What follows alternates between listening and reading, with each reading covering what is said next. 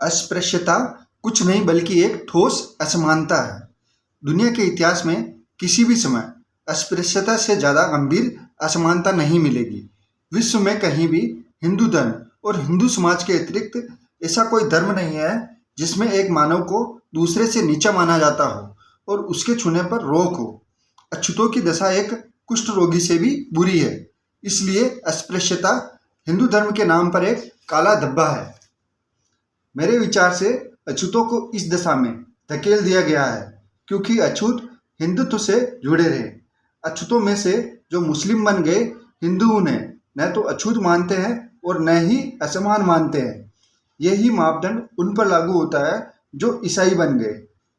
आपको अछूत और असमान मानने का कोई कारण है तो यह हिंदू धर्म से संबंधित होना ही है।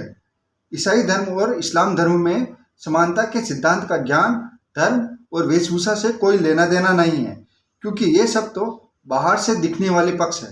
ये दोनों धर्म मानवता की अनुभूति को दृष्टिगत करते हैं। ऐसे उपदेश हिंदू धर्म में देखने को नहीं है। हिंदू धर्म की क्या उपयोगिता है जहाँ मनुष्य की मानवीय चेतना का सम्मान नहीं होता।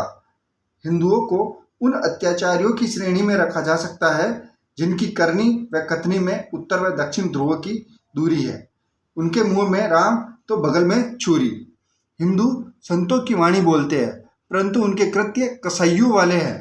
हिंदू ईश्वर को सर्वव्यापी मानने का ढोंग करते हैं परंतु मनुष्यों के साथ पशुओं से भी बुरा व्यवहार करते हैं। उनके संग मत रहो। वे जो चींटियों को तो शक्कर खिलाते हैं परंतु मनुष्यों को पीने के पानी पर प्रतिबंध लगाकर मारते हैं। उनसे संपर्क मत करो। आपने अपना सम्मान खो दिया है। आपने अपना स्तर गंवा दिया है। यह कहना कि केवल हिंदू ही तुम्हारा सम्मान नहीं करते अपर्याप्त है। केवल हिंदू ही नहीं, मुस्लिम तथा ईसाई भी तुम्हें अधमों में सबसे अधम गिनते हैं। सत्यता तो यह है कि इस्लाम तथा ईसाई धर्म शिक्षा ऊंच और नीच का भेदभाव पैदा नहीं करते। तब इन दोनों धर्मों के अनुयायी तुम्हारे साथ भेदभाव क्यों करते हैं? इसका कारण है कि हिंदू तुम्हें नीचा मानते हैं।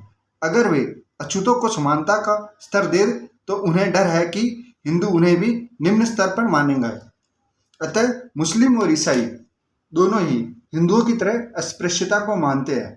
इस तरह अछूत केवल हिंदुओं की दृष्टि में ही नहीं बल्कि अछूतों की गिनती पूरे भारत में हिंदुओं द्वारा हमारे साथ किए जाने वाले व्यवहार के कारण सबसे नीचे स्तर पर होती है।